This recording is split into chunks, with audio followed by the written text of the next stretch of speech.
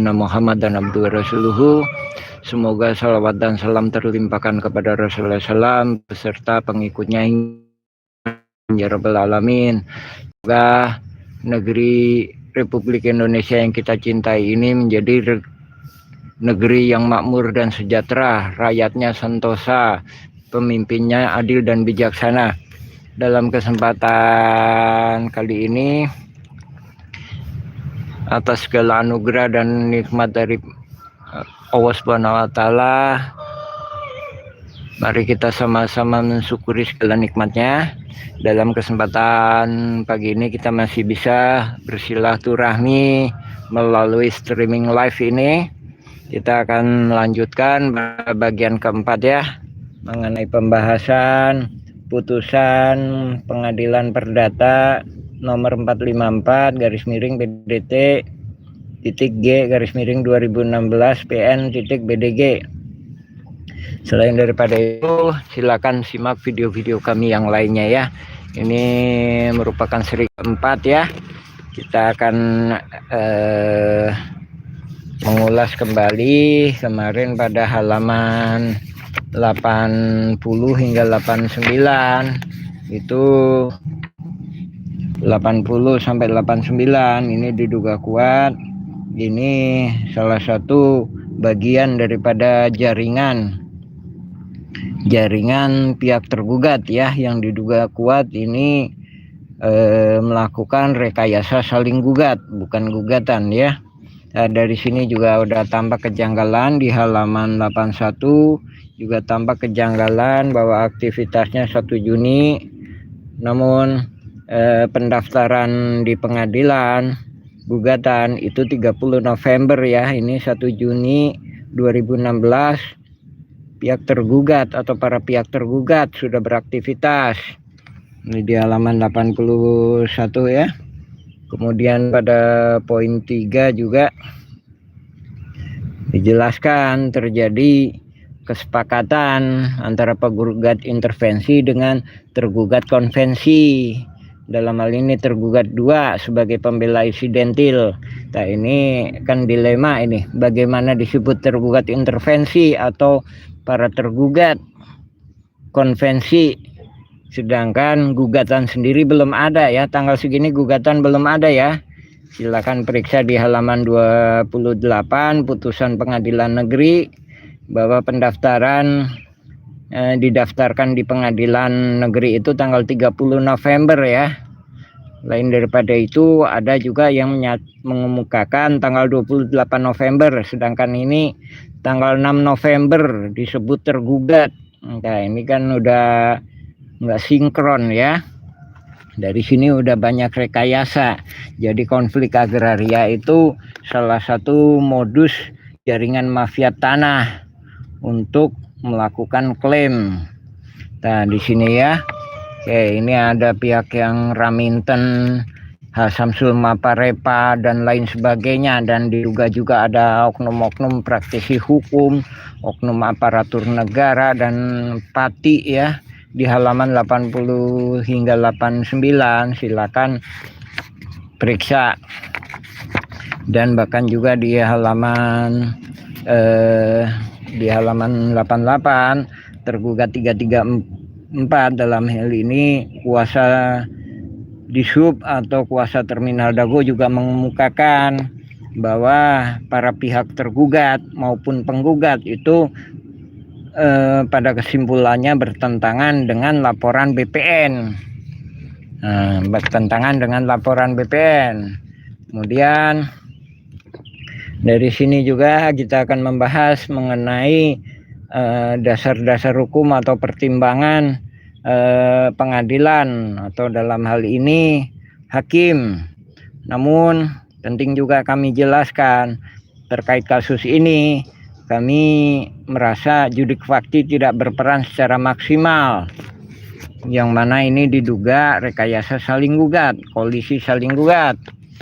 Nah, di halaman 89 pihak pengadilan, dalam hal ini hakim, menolak penggugat intervensi, artinya menolak para pihak tergugat.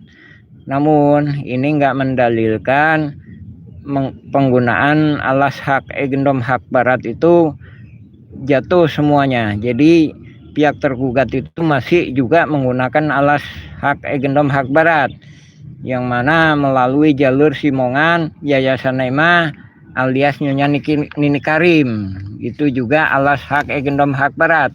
Ramai dalam pemberitaan, ramai dalam demo-demo, ramai dalam forum diskusi. Itu nggak sesuai dengan fakta persidangan. Jadi Yayasan Ema pun bab alat bukti yang digunakan para tergugat pun itu menggunakan alas hak barat. Kemudian di sini agak tentang pertimbangan hukum ya. Sini dalam ini gugatan error in person. Gugatan error in person. Kita ada di sini pada intinya putusan hakim, keputusan pengadilan memutuskan bahwa tidak error in person itu tidak sesuai dengan kaidah-kaidah hukum pada intinya ya. Namun penting juga kita bahas. Jadi error in person itu kalau menurut kami penggugat pun error in person, sedangkan tergugat pun error in person. Dengan majunya ke pengadilan, dari itulah rekayasanya, itulah kolusinya, sehingga menunggu keputusan pengadilan siapa yang paling berhak. Padahal pemahaman kami, ketika pengadilan memutuskan penggugat itu paling berhak, itu merugikan kami dan negara. Dan sebaliknya, dan atau lainnya, ketika pengadilan atau hakim memberikan kemenangan buat tergugat, itu merugikan kami dan negara. Itu ya kalau menurut error in person yang kita pahami. Error in ejecto, nah pada intinya eksepsi yang disampaikan oleh pihak tergugat itu error in objecto, artinya salah tempat, salah lokasi. Namun penting juga kami sampaikan, menurut pemahaman kami, ini kan ditolak di pengadilan. Pengadilan ditolak bahwa eksepsinya atau sanggahan para tergugat itu nggak jelas kalau dinyatakan error in objecto.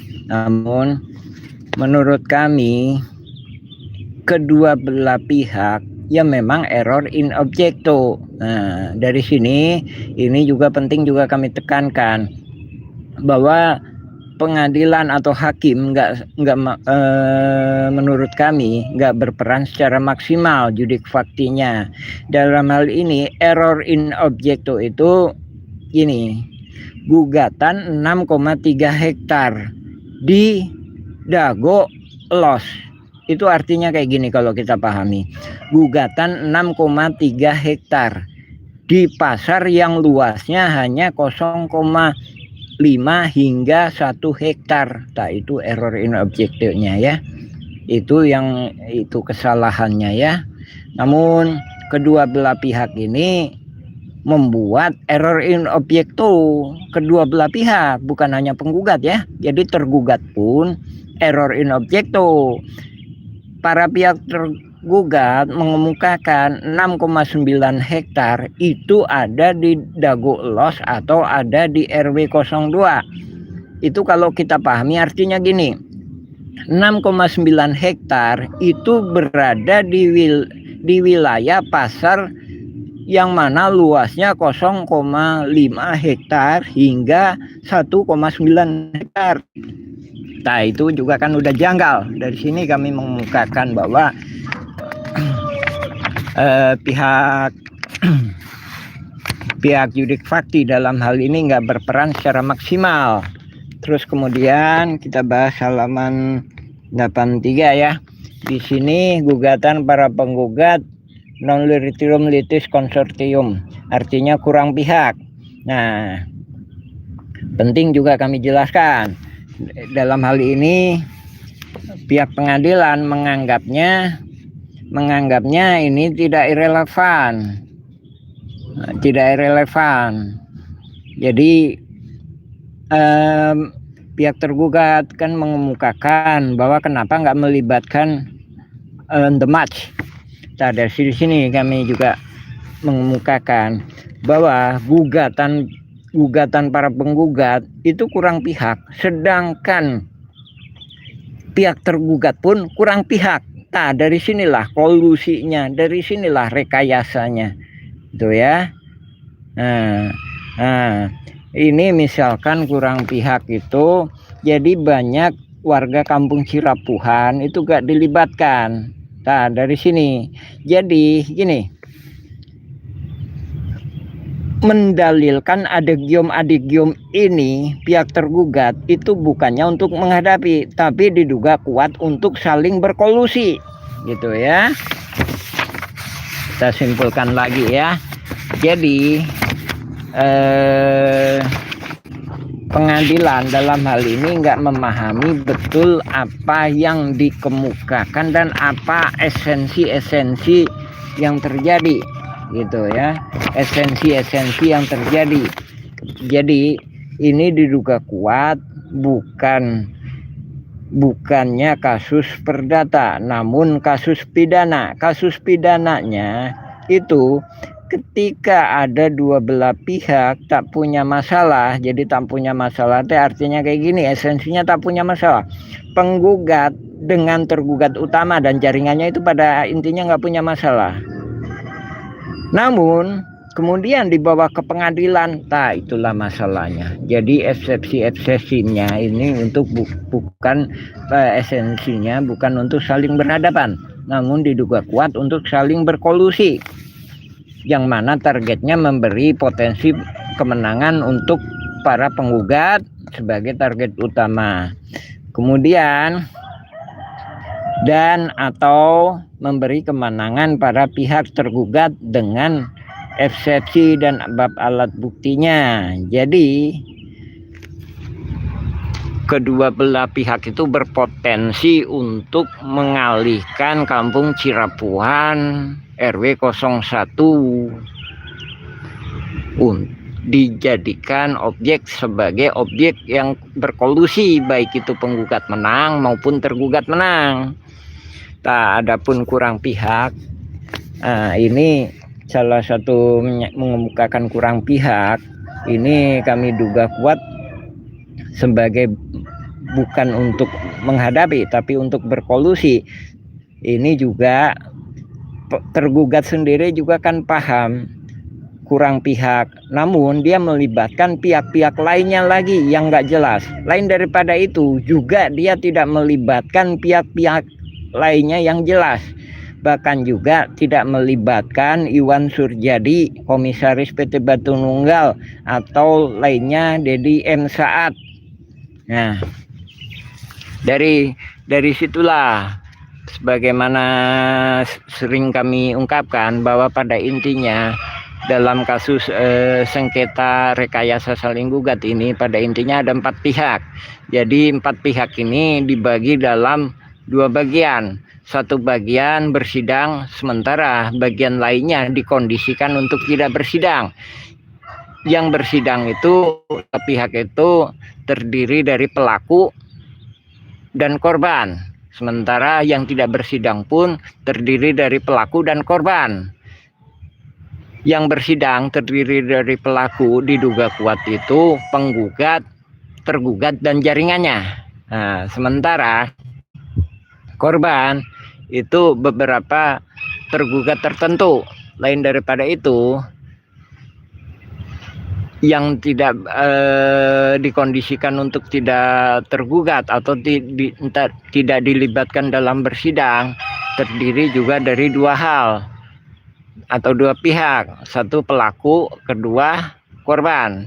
Pelaku diduga jaringan mafia tanah atau otaknya dan atau oknum warga, oknum Thomas, oknum Toga, oknum aparatur, dan spekulan dan atau oligarki itu.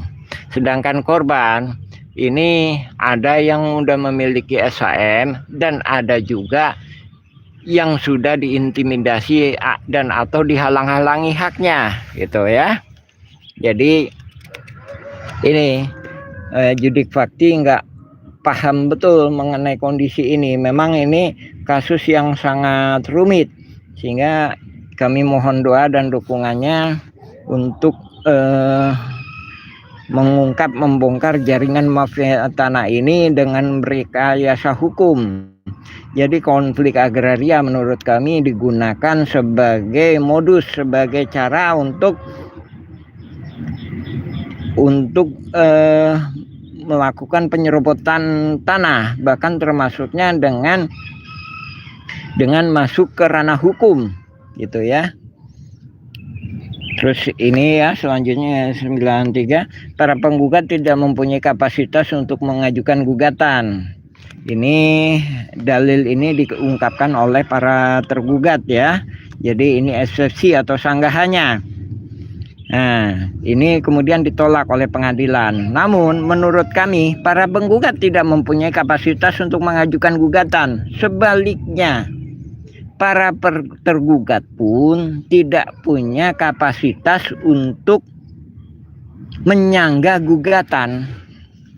Nah, dalam hal ini diduga kuat para tergugat bukan berhadapan, tapi diduga kuat berkolusi, gitu ya. Jadi riwayat-riwayat para tergugat pun banyak yang nggak jelas. Jadi penggugat riwayatnya diragukan, sementara tergugat pun riwayatnya diragukan. Penggugat menggunakan alas hak Eigendom hak barat versi Simongan, kemudian Josendrik Muller. Tergugat pun menggunakan alas hak barat Eigendom verponding, satu versi Simongan dan atau versi Yayasan EMA. Yayasan EMA, jangan salah, Yayasan EMA alias Nini Karim itu juga sama, Eigendom verponding itu ya. Itu juga yang digunakan oleh Dishub dan oleh kantor pos, namun nggak dinyatakan. Kalau kita telusuri itu sebenarnya pada intinya alas hak barat Eigendom verponding itu ya. Lain daripada itu, para pihak tergugat juga menggunakan alas hak barat Eigendom verponding atas nama Raminten, kemudian masuk jalur Hasan Sulma Parepa dan kuasanya dan atau Frederick Willem Beck atau Jos Willem Slot. Nah, jadi ini ada demo, ada forum diskusi, itu nggak sesuai dengan fakta persidangan terkait hapuskan hak barat, hapuskan Eigendom verponding. Pada intinya semua pihak juga menggunakan alas hak barat Eigendom verponding. Nah, jadi juga juris juga nggak maksimal. Kenapa? Nggak mampu menelaah atau memahami Undang-Undang Pokok Agraria tahun 1960. Kenapa? Ya itu tadi, karena pada dasarnya semua pihak itu menggunakan alas hak Eigendom hak barat, ya. Namun memang si pihak tergugat juga menguatkan leluhurnya. Terus ini gugatan para penggugat offshore libel, tidak jelas, kabur. Nah, menurut kami gugatan para ini kemudian ditolak ya sama pengadilan ya, bahwa sanggahan atau eksepsi tergugat ditolak sama pengadilan negeri. Namun menurut kami gugatan para penggugat offshore label, tergugat pun offshore label, gitu ya. Itu tadi yang tidak jelas ya. Penggugat mengungkapkan 5 buah alas hak barat Eigendom verponding. Nah, kita dari Didago, Kampung Cirapuan. Adapun ini terima kasih ya Wahyu Prasetyo, akun Wahyu Prasetyo. Ini diduga kuat, bukan gugatan. Kang Wahyu, Bapak Wahyu, diduga kuat rekayasa saling gugat, Bapak. Itu ya, di sini kami menjelaskan. Terima kasih atas kunjungannya. Terus kemudian, jadi ini kedua belah pihak juga offshore label gitu. tidak jelas, gugatan maupun sanggahannya itu tidak jelas. Para penggugat tidak mempunyai kapasitas untuk mengajukan gugatan. Para penggugat tidak mempunyai kapasitas untuk mengajukan gugatan. Nah, ini diduga kuat bukannya saling berhadapan, namun saling berkolusi. Begitu para penggugat tidak mempunyai kapasitas untuk mengajukan gugatan, namun kita bisa memeriksa lebih mendalam bagaimana interaksi pihak penggugat dengan tergugat. Misalkan dalam berkas putusan pengadilan negeri itu penggugat mengungkapkan menguasai objek 220 meter. Nah, kalau kita telusuri, objek yang dimaksud itu berkaitan dengan jaringan tergugat utama. Nah, jadi ini Joe Budi Hartanto menyerahkan uang 300 juta. Habis itu mengatakan menguasai itu tadi 220 meter itu tadi. Ini lokasinya di sebelah utaranya kantor pos. Itu sebelumnya itu dikuasai oleh pihak yang biasa dipanggil Budi Harle. Budi Harle itu dari tergugat 2 atau pembela insidentil Saudara Asep Makmun. Nah, dari situ korelasi lainnya lagi yang terkait yang lainnya lagi diduga adanya kolusi dan atau interaksi pihak penggugat, pihak penggugat ya. Dalam ini Dodi Rostandi Muller mengemukakan sebelum itu dia berkunjung ke rumah Asep Makmun, tergugat 2 atau pembela insidentil sebanyak 2 kali. Itu bisa dilihat di berkas putusan pidana ya. Sedangkan kesaksian Asep Makmun atau tergugat 2 pembela insidentil mengemukakan 1 kali. Ya. Habis itu lain daripada itu pihak tergugat, keluarga pihak tergugat membutuhkan anggaran lebih kurang 40 juta hingga 200 juta. Nah, jadi diduga kuat itu anggarannya juga dari penggugat, dari Joe Budi Hartanto itu tadi ngalir ke sini. Lain daripada itu ada kejadian lainnya lagi. PBB 15.000 meter itu menurut petugas PBB Kota Bandung pada tahun 2017 ya, dia mengemukakan tahun 2017. Sekitar tahun 2016, berarti sekitar ini ya, sekitar sidang ini ya, itu telah beralih ke Dedi M. Saat. Nah, dari sini ada pihak-pihak ketiga yang diduga menjadi jembatan adanya kolusi ini. Lain daripada itu, Iwan Surjadi sering kami kemukakan ya, melalui pengacaranya dan lain sebagainya dan atau orang suruhannya tahun 2008 hingga 2014 itu aktif di Kampung Cirapuhan atau di wilayah Dago atau sekitar Dagolos RW 02 tuh ya.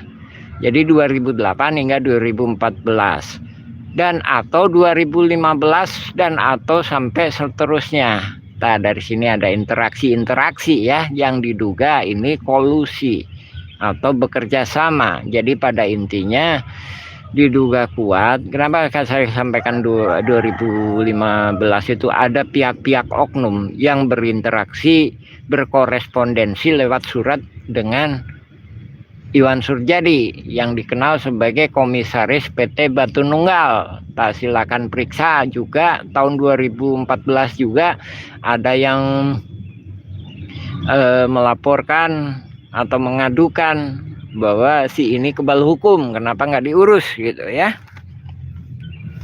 Dan juga kejanggalannya Iwan Surjadi di sini terkait objek yang ini 868 meter dan 270 meter ya. Kenapa objek yang sangat akses jalannya sangat sempit, namun di lain kesempatan dia menyumbang lapangan bola dan 13 truk. Silakan searching ya, itu ya kejanggalannya. Jadi diduga kuat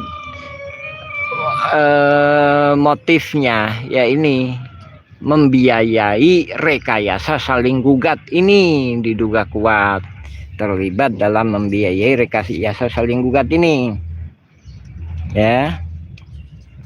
Oke, kita akan melanjutkan lagi. Para penggugat tidak mempunyai kapasitas untuk mengajukan gugatan ya, di halaman 94. Ini juga kita mengemukakan bahwa ini adagium ini diduga bukan untuk saling menghadapi, tapi untuk saling berkolusi ya, dengan bab alat bukti, dengan gugatan, dan dengan eksepsinya ya. Oke, selanjutnya gugatan daluarsa. Nah, gugatan daluarsa ini pengadilan sendiri juga menolak gugatan daluarsa ini. Terkait dengan ini, pada intinya juga kami menganggap, menurut sepemahaman kami ya, jadi menurut kami hakim harusnya juga menanyakan bagaimana kaitannya, kenapa kok bisa nggak berada di sini gitu riwayatnya. Lain daripada itu, hakim juga harusnya menanyakan yang nggak dipahami juga, bahwa tergugat utama, misalkan tergugat 1, tergugat 2, tergugat 3, tergugat 4, itu nggak ada kaitan dengan jaringannya tergugat lainnya. Namun kejanggalannya itu ada korelasinya dengan para penggugat. Nah, dari situ ya diduga kolusinya ya. Gugatan penggugat kabur tidak jelas. Nah, ini juga ditolak oleh hakim pengadilan negeri ya. Gugatan penggugat kabur tidak jelas, namun hakim sendiri dalam hal ini judik fakti tidak berperan secara maksimal. Ya nggak jelas. Jadi pihak penggugat tidak jelas, tergugat pun tidak jelas. Sebagaimana sering kami ungkapkan, ya gugatan nggak jelas, nagih tanah 6,9 yang ada di pasar yang luasnya hanya 0,5 hektar hingga 1 hektar. Itu kan udah nggak jelas. Kemudian tergugat pun nggak jelas, menjelaskan tanah 6,9 hektar. Namun kemudian mengemukakan 6,9 hektar itu ada di Dagolos atau ada di RW 02. Artinya 6,9 hektar itu ada di pasar dan atau di RW 02 yang luasnya hanya 0,5 hingga 1,9 hektar. Dari situ juga kan nggak jelas ya. Dari situ. Nah, ini juga mengemukakan kurang pihak, terus ini mendalilkan ini dan lain sebagainya. Ini pada intinya juga hakim fakti nggak berperan secara maksimal. Jadi nggak berperan secara maksimal. Ini riwayat-riwayat ini diketahui. Namun masyarakat itu riwayat-riwayat ini pun itu terlampaui dari riwayat yang ada ini. Dengan kata lain gini, kita sendiri juga menurut masyarakat bahwa ini tanah ini teh salah satunya sejak lama dan atau hasil ketika leluhur mereka ikut proyek rel kereta pada tahun 1880-an tuh ya. Kemudian teruslah terjadi konflik. Nah, gugatan salah alamat, salah pihak ya, memang si penggugat salah alamat, tergugat utama pun juga salah alamat gitu ya. Gugatan penggugat tidak jelas ya, tadi udah saya sampaikan. Gugatan penggugat tidak jelas, tergugat pun menurut kami tidak jelas. gugatan diskualifikasi in person. Ya, menurut kami gugatan diskualifikasi in person, pihak tergugat pun diskuali in person. Jadi riwayat tergugat utama itu ada beberapa riwayat dasar. Jadi bapaknya tergugat 2 itu dulu pekerja penggali pasir, yang diajak penggali pasir itu bernama Tommy. Tommy itu diajak pekerja penggali pasir bapaknya tergugat 2 itu bernama Ayah. Itu diajak kerja oleh pihak yang bernama Tommy. Nah, diajak kerja ya. Namun dalam fakta persidangan dia mengemukakan ada kesepakatan Yayasan EMA. Yayasan EMA sendiri itu nggak jelas. Mana mungkin masyarakat di sini ada makam ada 2 ya. Makam ada 2. Di sini ada makam. Mana mungkin masyarakat mengoperkan atau menjual makamnya ke pihak lain, itu kan nggak jelas ya. Itu kan juga harus diiniin ya. Terus kenapa banyak masyarakat yang nggak dilibatkan?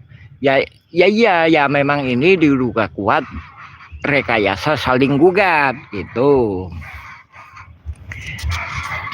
Diduga kuat rekayasa saling gugat. Nah, terus selanjutnya dalam hal ini juga, nah kita langsung ke sini ya. Ini tanggal 30 November dalam perkara ini bahwa di halaman 102 kan 30 November telah didaftarkan ya gugatan ini. Namun ini jukti fakti harusnya berperan dengan maksimal. Ada kejanggalan. Jadi ada kejanggalannya, kenapa aktivitas para tergugat sebelum ini, sebelum 30 November, itu tadi 1 Juni 2016 0,6 November atau 6 November 2016. Lain daripada itu, kita bisa cek di halaman 120. Nah, di halaman 120 ya, ini putusan pengadilan ini bisa di-download ya. Kalau di mahkamah udah nggak ada ya. Di sini ada Syarif Hidayat. Ada Syarif Hidayat ini diberi kuasa ini ya. Syarif Hidayat diberi kuasa oleh tergugat 1. Namun sebenarnya di tergugat 1 ini pun kami duga kuat hanya diperalat gitu ya. Diperalat salah satu oligarki besar, masuknya misalkan ini Iwan Suryadi CS yang diduga kuat itu Deddy M Saad, dan juga ada melibatkan juga Pati ya. Pati itu perwira tinggi. Nah, perwira tinggi itu silakan periksa di putusan pengadilan negeri halaman 80 sampai 89, periksa satu-satu namanya, itu ada di situ, ada nama Pati itu ya. Nah, dari sini juga kan, dari sini juga harusnya judik fakti itu melihat kejanggalan. Jadi ngelihat kejanggalan, ada dugaan ini rekayasa saling gugat, bukan gugatan. Nah, jadi kemudian pada intinya hakim pengadilan negeri kemudian memberi keputusan tanah ini diberikan kepada penggugat, dan selanjutnya pengadilan tinggi pun mengemukakan hal senada, diberikan kepada penggugat, sedangkan kasasi pun berbalik, diberikan para tergugat. Nah, kemudian PK pertama diberikan kembali kepada penggugat. Nah, dari sini kami menyimpulkan bahwa adanya dugaan rekayasa saling gugat ini ya memang untuk kepentingan supaya diberikan keputusan hukum terhadap kampung Cirapuan yang dimanipulasi. menjadi Dagolos atau RW 02. Nah, keputusan hukum terhadap pihak-pihak yang dimanipulasi. Jadi pihak-pihak yang dimanipulasi, jadi ada masyarakat adat yang lama dan para pihaknya itu riwayatnya nyambung, sementara penggugat dan tergugat itu riwayatnya nggak jelas, tidak nyambung, tidak bersambung tuh ya. Nah, juga hukum-hukum dalam hal ini juga udah direkayasa. Jadi keputusannya itu atau motifnya itu menunggu keputusan ingkra. Ya, jadi gitu ya kesimpulannya. Silakan pelajari juga file-file kita lainnya lagi. Juga penting juga kami bahas dalam kesempatan ini. Adapun putusan pidana ini nggak sesuai dengan laporan kita. Pidana ini membuktikan bahwa penggugat itu melakukan penipuan, sedangkan laporan kita nggak gitu. Laporan kita itu rekayasa saling gugat, artinya pihak penggugat diduga berkolusi dengan tergugat dan jaringannya. Lain daripada itu, ini juga menjadi bab alat bukti di putusan perkara yang lain nomor ini ya. Ini juga menyebutkan kaitannya pada putusan kasus Heri Hermawan DKK melawan DKK yang diviralkan Dagolos melawan Muller. Padahal itu Dago, bukan Dagolos ya, Dago. Jadi tanpa los ya. Di sini mengemukakan bahwa Eigendom Verponding nomor 11882 atas Nyimas NC. Sedangkan dalam berkas ini pihak penggugat mengemukakan di halaman 34 ya, itu mengemukakan Eigendom Verponding atas nama Jos Hendrik Muller bernomor 11882.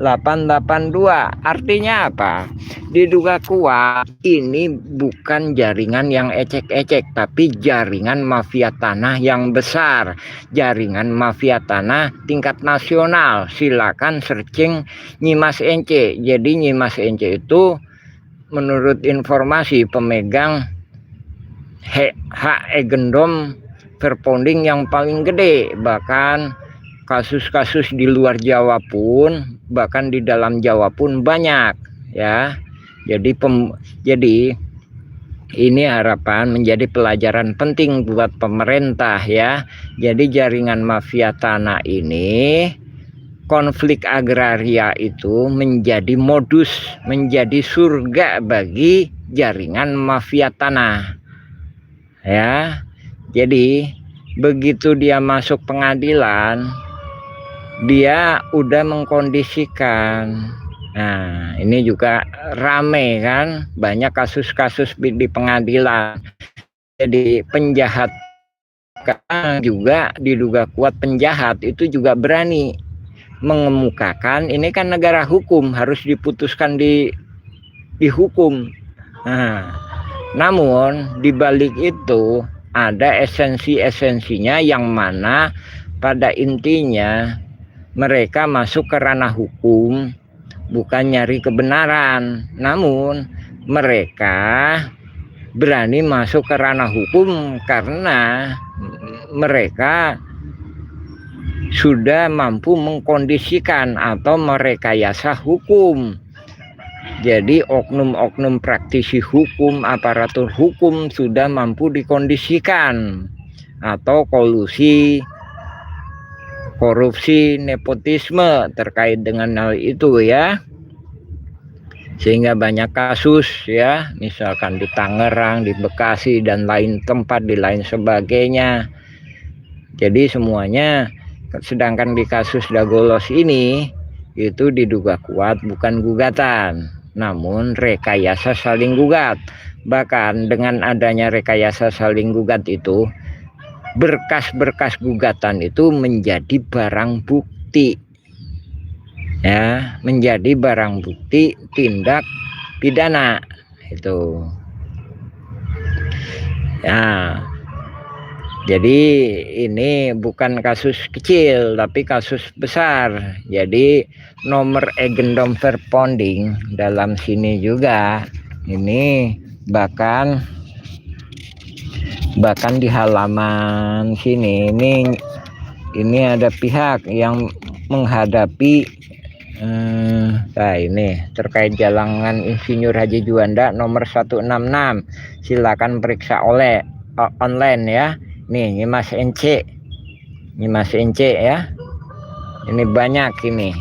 Jadi nomor agendum verponding itu bukan nomor asal tebak ya, nih kan. Sementara pihak penggugat Muller, dalam hal ini Muller bersaudara mengemukakan ini atas nama Jos Hendrik Muller. Nah, namun juga penting kami tekankan dalam hal ini, yang dimaksud laporan kami bukan hanya penggugat yang diduga terlibat jaringan mafia tanah, namun pihak tergugat pun diduga kuat itu sudah juga terlibat jaringan mafia tanah sejak lama dengan penyalahgunaan surat BPN tahun 1983 kepada Gubernur Jabar Memorial Lurah Dago. Nah, jadi di berkas-berkas ini juga, nah ini putusan pidana ya. Kami juga ini juga sangat masif dan sistematis. Bahkan ini pihak BPN sendiri nggak melaporkan adanya pihak Iwan Surjadi. Nah, di sini ada 77 sertifikat. Kami juga menyayangkan kenapa ini dikatakan didagolos, padahal riwayatnya itu dagolos itu riwayatnya itu pasar yang ada di RW 02 sejak 1980-an. Jadi ini pun SHM ini pun sebagian besar di RW 01 Kampung Cirapuhan gitu ya. Ini juga kemarin ada memberi kesaksian bahwa Wahyu pribadi dianggapnya warga Dagolos, bukan. Wahyu pribadi itu warga RW 01 Kampung Cirapuhan. Di sini juga ada kesaksian Wahyu pribadi ya. Nah, ini di pemberitaan juga banyak yang simpang siur ya. Pemberitaan itu banyak yang itu baser-baser. Nih, kesaksian Dr. Andes Wahyu pribadi ya, ini putusan pidana ya, silakan di-download. Ini putusan pidana halaman 66 ya. Ini kesaksian Dr. Andes Wahyu pribadi ya. Kesaksian Dr. Andes Wahyu pribadi itu mengemukakan bahwa dia warga RT 09 RW 01, sedangkan Dagolos itu RW 2. Nah, dari sini banyak rekayasa, manipulasi, banyak sandiwara yang dimainkan oleh jaringan mafia tanah ini. Jadi pada intinya begitu mulai sidang, Dago RW 1 RW 2, begitu permohonan kepada hakim, baik itu penggugat maupun tergugat, Dagolos RW 02, artinya tanpa Kampung Cirapuhan, artinya tanpa RW 01, artinya mereka diduga kuat saling gugat, sering berkolusi. Dago dialihkan menjadi Dagolos. RW 01 Kampung Cirapuhan seolah-olah Dagolos atau RW 02. Nah, dari situ manipulasinya. Dari sini juga melanggar Undang-Undang Dasar 1945 terkait dengan juga kedaulatan negara Republik Indonesia. negara Republik Indonesia, negara yang berdaulat, punya hak dan kewajiban terhadap wilayah administratifnya. Salah satu wilayah administratifnya yaitu Kampung Cirapuhan dan atau RW 01. Sedangkan dalam putusan ini mendistorsi, jadi mengaburkan gitu ya. Jadi ya alhamdulillahirobbilalamin, mohon doa dan dukungannya terkait dengan apa yang kami sampaikan ini juga telah kami laporkan ke pemerintahan pusat, bahkan kepada Panglima Perang tertinggi Republik Indonesia melalui Bapak Presiden Jokowi, selanjutnya kepada Panglima Presiden Republik Indonesia melalui Bapak Presiden Prabowo Subianto.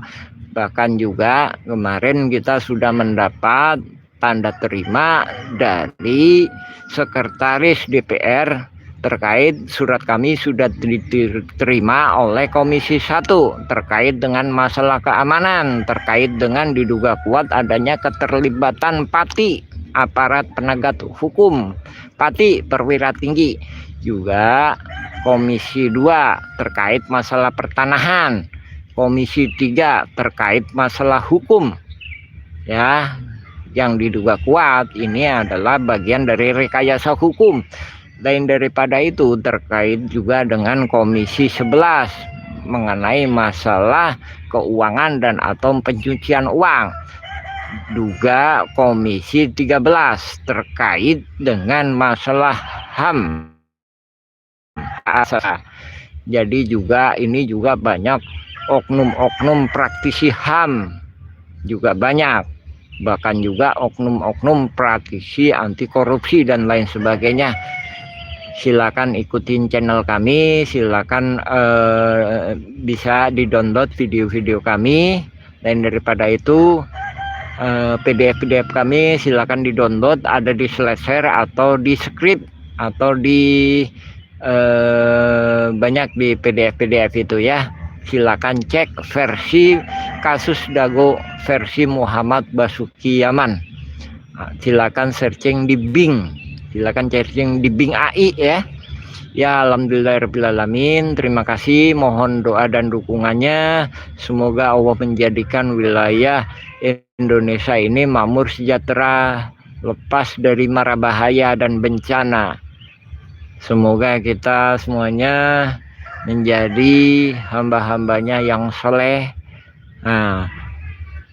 punya kehormatan di dunia dan mati masuk surga. Amin ya rabbal alamin. Assalamualaikum warahmatullahi wabarakatuh.